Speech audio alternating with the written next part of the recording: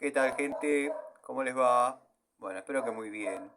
Video cortito, video a modo anticipo de lo que vamos a hablar hoy en la charlita, seguramente, salvo que surja otro tema. Pero bueno, el avance es picos del oro.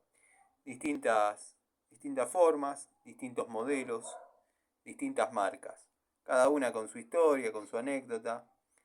Así que bueno, los espero esta noche, una nueva charlita. Anoche quería hacer la charlita desde mi casa. Cuando llegué me encontré con que no había wifi. Así que bueno, hoy ya se restableció, por suerte.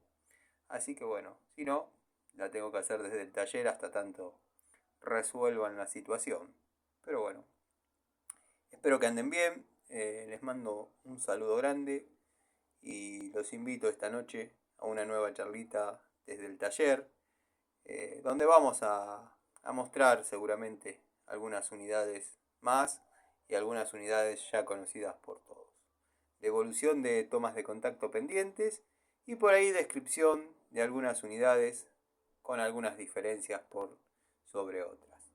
Estas son algunas de las que vamos a ver, pero bueno, el video es a modo ilustrativo, como para que tengan un anticipo. Y nada, les mando un saludo y espero anden bien.